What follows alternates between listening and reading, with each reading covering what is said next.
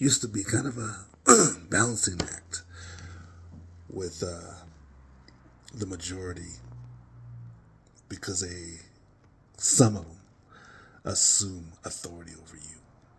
They assume authority over you. They assume authority over your kids.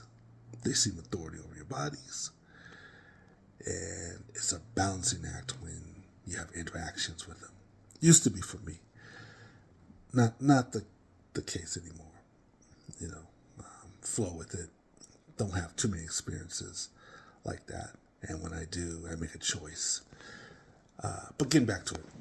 So it's a balancing act because if you are in the environment and every now and then they'll pop up, somebody will pop up.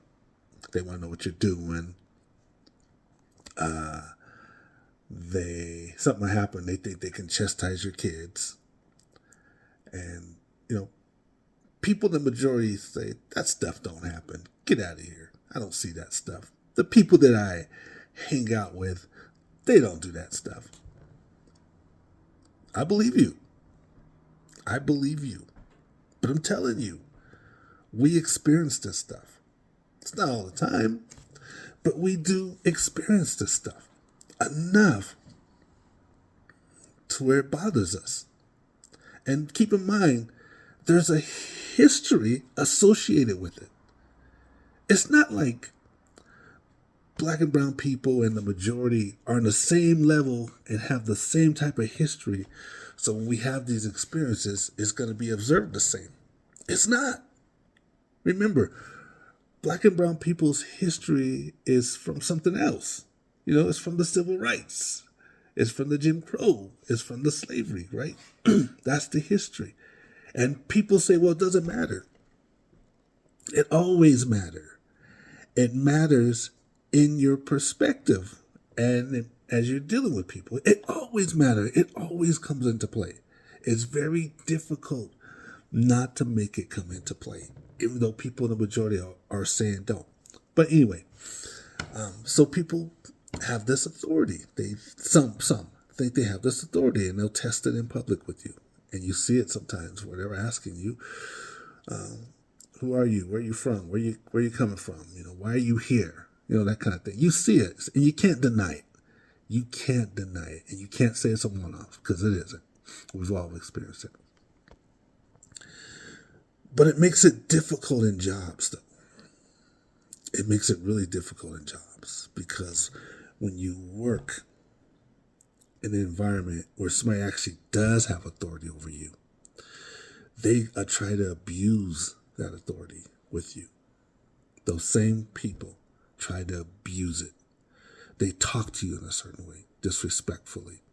They ask you to do things that they wouldn't ask other people to do, disrespectfully. They hold your job over your head, right? These are things that we have to deal with. This is the weight of the things we have to deal with sometimes on our jobs. It's really, really challenging. And somehow some of us manage to do it or we don't. Some of us rebel on the jobs where, maybe we won't work as hard or we get into these conflicts, or maybe we walk off the job. Whatever it is, it's challenging. So because of that, when you get into a situation in public, let's say somebody puts up with it. Let's say I'm in a job and I got a family and I'm tired of going job to job. I got to feed my family. I got to pay the rent, So I put up with it. I put up with this boss that's abusing me. I put up with these employees, the way they act to a point, right? Whatever those situations, because I got to pay my bills. I'm tired of going job to job. But then when I get into public, right?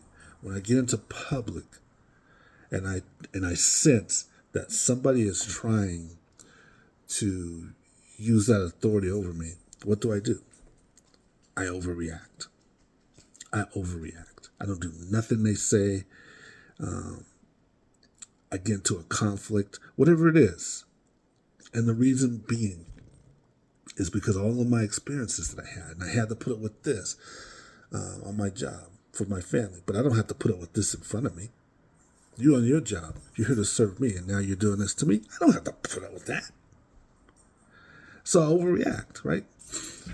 But as we get mature and we learn to deal with these situations and we start getting centered, then we stop overreacting and we start confronting in our jobs, and we make decisions in public to confront or not. But some of us aren't at that point yet, and that's okay.